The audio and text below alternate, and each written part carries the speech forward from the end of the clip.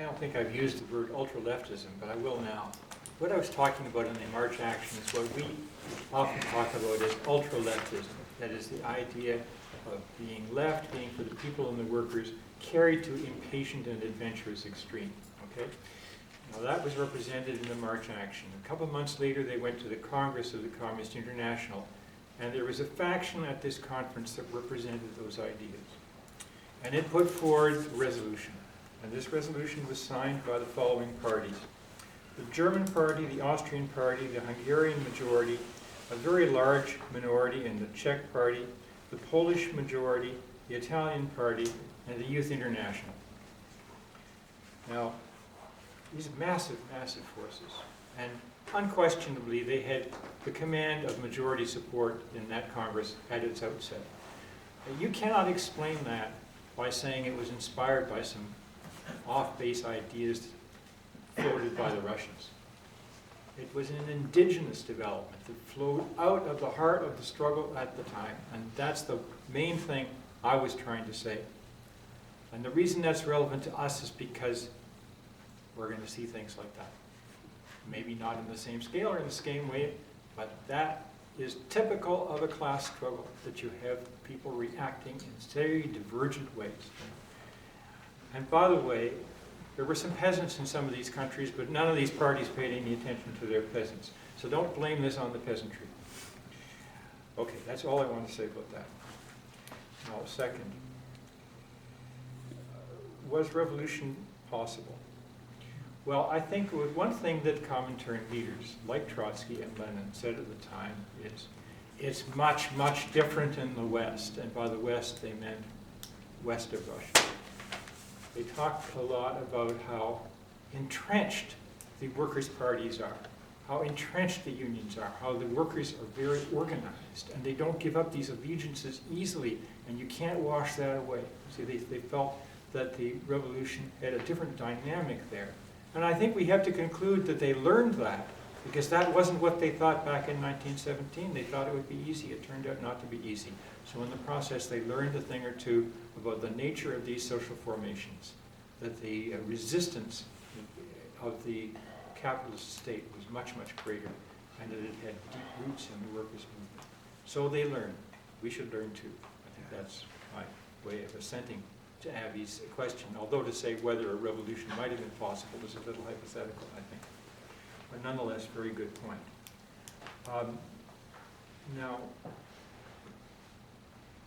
just on, Suzanne asked, what's an immediate demand and what's a transitional demand? Okay, Suzanne, you're active and I'm active in the movement against Line 9, the tar sands pipeline running through Toronto. So our demand is stop Line 9. That's our immediate demand. And when we say that to people on the street corner, they say, well, what's your alternative? And then we have to go beyond the immediate demand. That's when it becomes interesting. We have to say, we have to talk about this country's energy future. We think we should phase out the tar sands. And people say, many of them, phase out the tar sands. Are you crazy? That's Canada's future. Without the tar sands, Canada's nothing. You know what it means to phase out the tar sands. It means that the capital tied up in the claims on tar sands land, the right to exploit, tens of billions of dollars would vanish. You'd be destroying that capital. That's against the capitalist law. You cannot destroy capital, you see. So that's transitional. To talk about phasing out the tar sands, although it's a necessity to save the planet, it cuts against capitalist property. Okay, so that's what I say about immediate and transitional. Okay, on Peter's demand about, Peter said, well, what about the authority of the Communist International? I'm just going to give an example. In the fight against the tar sands, there was an occupation out at Westover, north of Hamilton. And eventually the cops moved in and they arrested some people, and you can understand they arrested indigenous people and then hauled them into court. And I heard about that a few days ago, about what actually happened in that court when we had a meeting of our East End committee. There were 5 defendants, 3 of them indigenous. They had no lawyer. They had no defense campaign, no fundraising. They went up alone against the judge. And I thought, what kind of a movement is this that I'm involved in, that we would allow this to happen? I know these people came to our meeting in April, and I raised it with them then. I said, you must have a lawyer, you must have a campaign. They said, oh, we're not so sure, we're not so sure. Well, how did the people, the comrades of the March Action do this? After the March Action, the leadership of the party and the ultra-leftists, not the Paul Levy people, who were out of position to do this, but the ultra-leftists, they formed a defense committee. And they built it broadly. And they brought in people like Albert Einstein. They brought in popular figures, people who were not communists, to participate in it. And they scandalized the judges across Germany. They made a big campaign about these reactionary fascist judges, shamed them. And it carried over internationally. It became a great international campaign to defend prisoners of the class war. And that's where the defense of Sacco and Vanzetti came from. It came out of that side of the March Action. And see, so what do I think about the heritage of the Communist International? Well, it's mixed. It's mixed. But the funny thing is, when I think of the things that we have to do today in order to come to grips with the backwardness of our society, the backwardness of the class struggle, I very often reach into the Communist International to find out what they did, even though in their societies the class struggle was in some ways more advanced, and in some ways much more backward. But that's another story. It's true that the ultra-leftism, the substitutionism, had deep roots inside the German movement itself, there's no question. But so did the self-emancipation side of Levi and Zetkin and the rest. Both of those roots were there. The issue is not, for me, where were the roots in Germany? The issue is, why did the Communist International leadership overwhelmingly isolate the self-emancipationist side and promote the substitutionist side? And that's for me the question. And it lowers, once I started asking that question, I sort of said, I don't think very highly of Bela Kun and Zinoviev. I think they played a terrible role in that. And then the next question is, in spite of playing that role, why do they continue to play a big role in the Communist International that says something about its politics? In terms of some of the specific questions, Peter asked about a reassessment of, I'm going to end with the question of our size, okay? Reassessment of the 21 points of the yeah, it was ridiculous. The 21 points for admission to the Communist International, the last of them, the most stringent one. It's basically a tried way of, it's sort of like a test of loyalty. It's impossible to do number one. It was written by Berdiga, the last one, the most stringent one, and he's one of the most ultra-left of the people. It was a big mistake, and it really caused problems for people in dividing them away from some of the best left-wingers in the different countries. Autonomy of national sections, absolutely. The very notion of trying to build a world party of socialist revolution, I've come to the conclusion, is really problematic. Like, it can't be done. And if the world party for social revolution is built and the party at the center starts to degenerate like the Russian one did, then you've got real trouble. And thank you for the rant on Canada. That was really interesting. That was actually really, really interesting. I'll end with Todd and Dave said. Abby asked a very specific question about, was it possible? A different question was asked about World War II by the great African-American philosopher W.B. Du Bois. His question, but I think it's relevant, his question was, how do you explain the barbarism of World War II? How do you explain Europe becoming the home of this horrendous racism, genocide, etc.? His answer, he says, this is not easy. It's not easy to allow a continent to demonize whole populations. Well, he said, his answer is the Europeans had 450 years of training in that through the colonialism at which they were at the center. And he said it's the colonialism and the slave trade, which was a 4.5 century long practice in dehumanizing whole sections of the world. And that the World War II represented the turning of that dehumanization inwards into Europe itself. I think it's a brilliant and extreme, he wrote in 1946, 1 year after World War II. I think it's relevant to what we're talking about. I think that Europe, the European revolutionary movement that emerged in 1917, 18, 19, 20, 21, wonderful revolutionary movement, cannot be seen as the high point. It has to be seen as the beginning. It's the beginning of the process of the European working class radicalizing, but that radicalization is not just against capitalism. That radicalization has to be also against imperialism and dealing with the deep legacies of imperialism that are internalized inside classes and inside whole cultures. And that's not an easy process. And I think that, I won't say much more on that, I think it's a big deal. And I think that the class struggle, Lenin half understood, of the great thinkers, Lenin had an inkling of this. He had a notion of the importance of the right of nations to self-determination in theory. But in terms of substitution, okay, I'll get to that later. In practice, it didn't always work out as well. But he understood the oppressed nations need the right to self-determination. We'll get to more of that later. Suzanne's point, John answered. In terms of transitional demands, the way I put it this, we have to be, the left should try to be ahead of where the majority of the working class is, but don't be more than one step ahead. Get 1 foot ahead, but make sure you've got 1 foot deeply rooted with where regular folks are at. Otherwise, you're not going to be able to be persuasive on the, I mean, I love the way you put it in terms of the tar sands. That's, you know, you put 1 foot, but make sure you've got 1 foot, otherwise you're lost. And I think the problem with the March actions is an assumption that we could be 10 feet ahead and people are going to follow us automatically. Okay, Todd's points about lessons for today, very general lessons. That's the most important thing. The lessons are very, very general. Because for me, the most important lesson is context really matters. The context of Russia is completely different than the context of Germany, 1917, 1921. And the context of Germany, 1921, is completely different from our context today. Like completely different. David Fernbach, in terms of Paul Levy, how this plays out, there was no... The sexual liberation movement was rather undeveloped in 1920, 1921, 1922. David Fernbach, in writing about Paul Levy, says, why was he so vilified? Why do people so hard on him? He says, actually, I can't prove it, but I think that Paul Levy was gay. And he was dealing with that in the context of an unbelievably macho culture in which those politics were not, that was not part, the social movements had yet to emerge that we've seen around sexual orientation. In terms of how small we are, which a couple of people raised, I'll conclude on this. That's what they said too. In 1915, in the middle of war, 1916, they said, we have to be against the war, but everyone's for the war. Oh.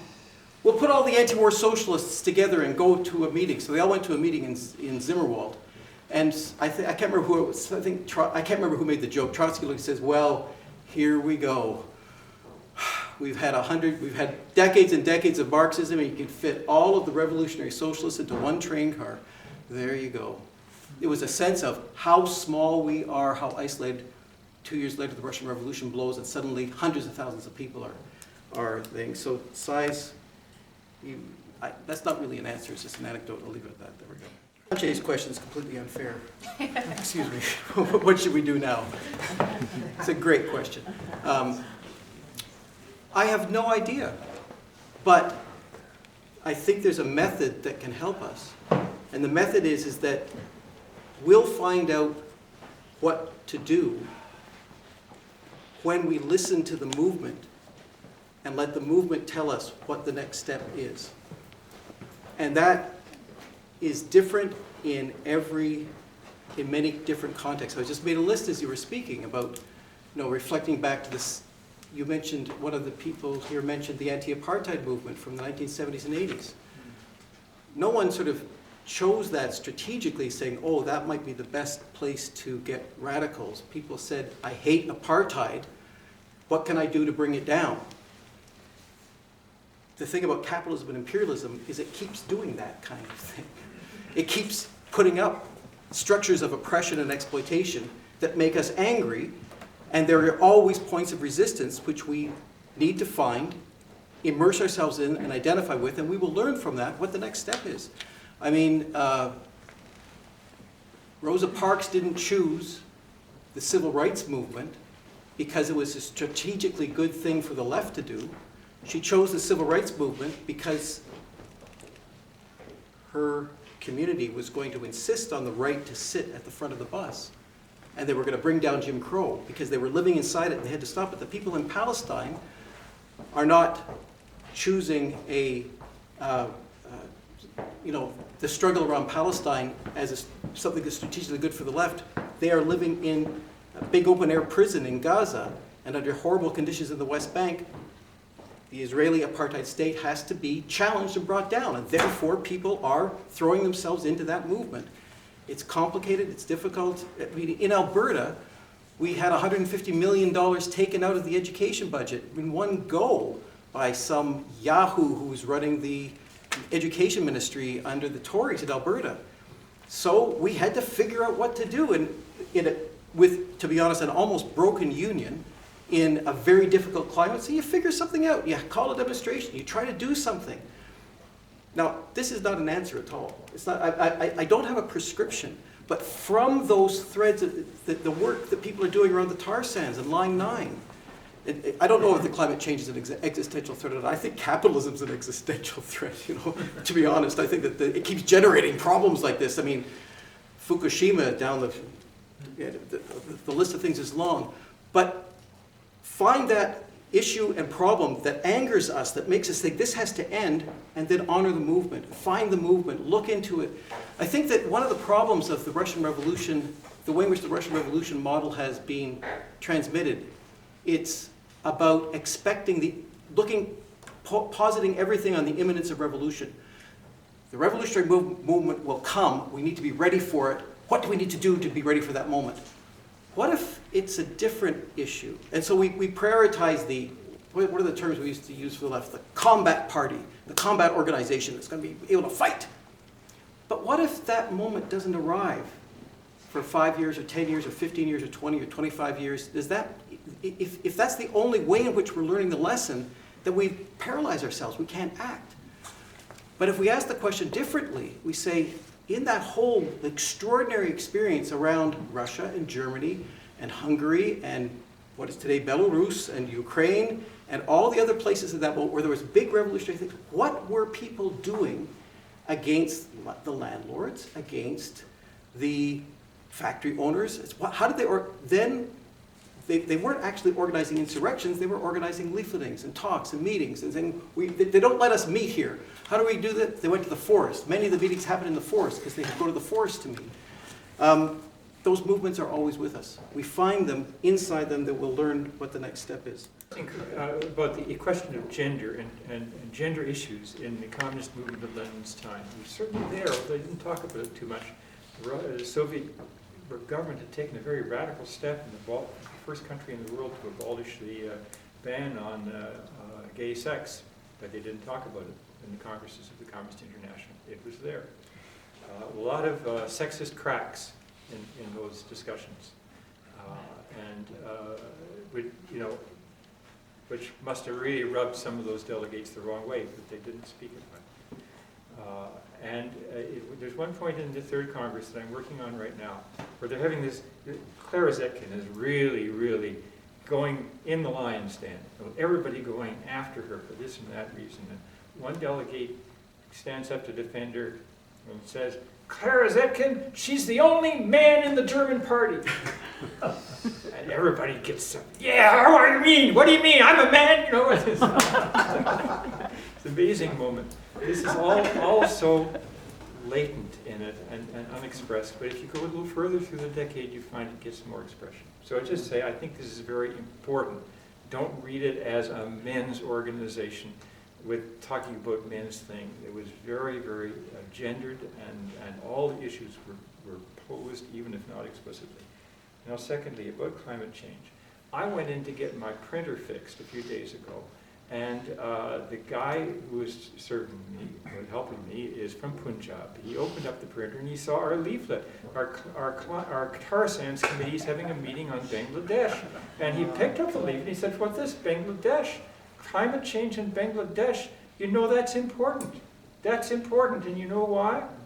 Because what climate change is doing to Bangladesh, pretty soon we're going to have 100 million refugees from Bangladesh coming into India, but we don't have the slightest idea what to do about this." So let's remember, we don't have climate change refugees in Toronto, but we create climate change refugees elsewhere in the world by the way that this society conducts itself. Now, how do we integrate the phenomenon of climate change into our analysis of the capitalist system of production? You see, it's contradictory because climate change is not bad for profits. You know, they're making lots of profits out of climate change, and they'll continue to do so. Climate change is sort of rough on use values. It's a massive reduction of use values. We don't feel it here, but it's felt in other parts of the world, and we've felt increasingly. In this sense, good for profits, bad for use values, it's like war. I don't mean a minor war, it means a world war. A world war where the destructive effect of the system becomes so great that at a certain moment, the overall wealth of the society starts to decline instead of grow, and the capital itself starts to be undercut and diminished. And I think that it's useful to try to integrate climate change into our analysis of the capitalist production along those lines. That the escalating destruction of wealth that flows out of all the different aspects of environmental destruction, you can't exclude that from your analysis of capitalist production. It has to be integrated in. On the question of how much better we live than our grandparents, I wouldn't say that of myself, but I certainly think, but then I don't come from Dublin. And this would probably be an accurate statement for most of us in this room, that we did better than our grandparents. But now take the 20-year-olds in Toronto. Would they say this? That their lives are going to be better than their parents, better than their grandparents? I'm not so sure. You know, look at the figures in the Toronto Star today on this. I think the society is changing in ways that are undercutting much of what our generation of the working class want. We have to think about the implications of that, including with respect to the shape of the working class. That the working class is not a 9 to 5, is not an 8-hour-a-day working class in the way it was. That employment is different, that exploitation takes different forms. Now exploitation takes the form that you work and get no pay at all. Okay, on Panche's question, what should the Workers' Assembly be doing? Well, obviously, that's something we should come to grips with. Can we resolve this tonight? I'm not sure. But in my mind, when Panche said this, I looked around the room and said in my mind, identified the movements that people here are involved in. I don't know you all, what you do, but I know a lot. And I could name about 10, 12, 15 different committees and movements that people here are active in. And if we do that, we get, I think, a portrayal of what the Workers' Assembly is. Because I think the Workers' Assembly is the totality of the different movements and efforts and struggles that its members and supporters are involved in. I think that's a fruitful way to approach this problem.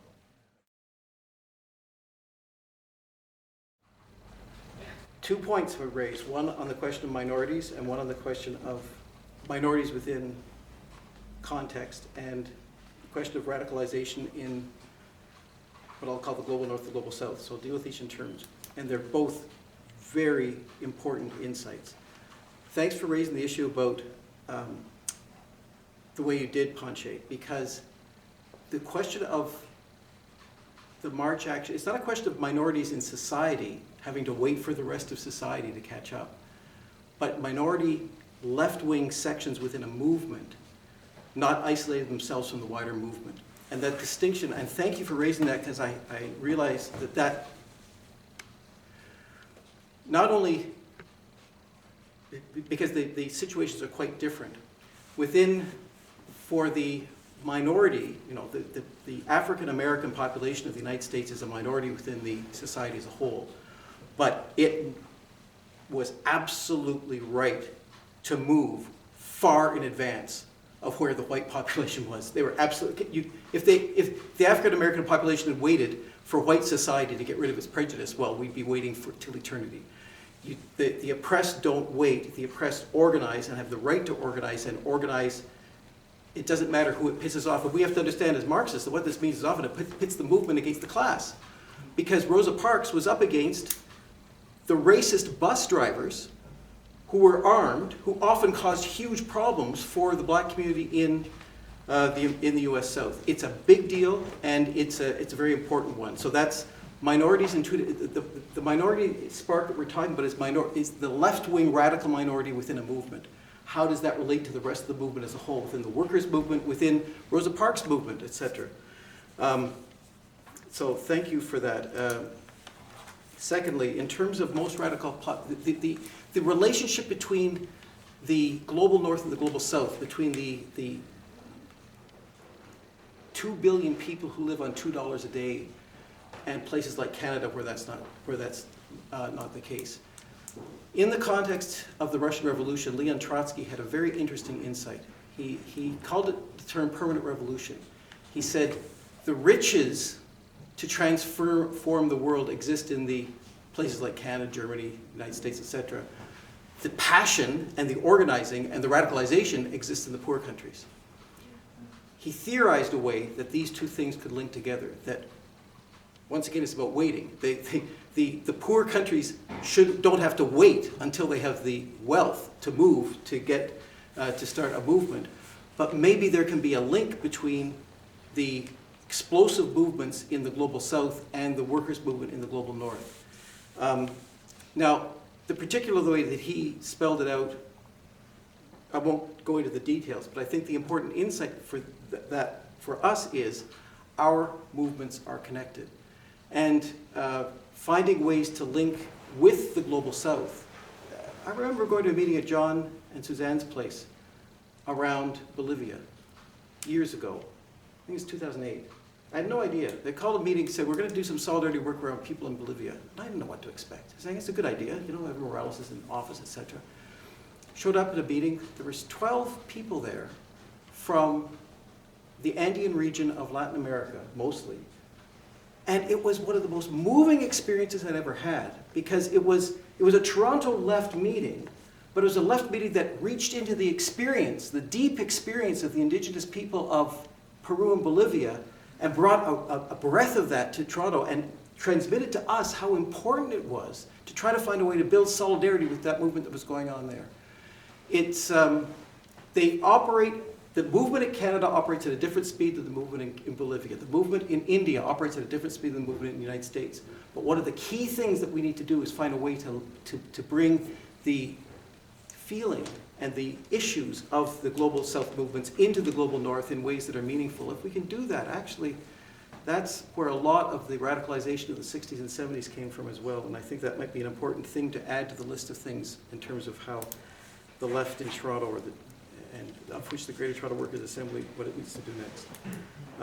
So there's just some thoughts on the last 2 points. And thanks you people for asking really difficult and hard questions that are impossible to answer.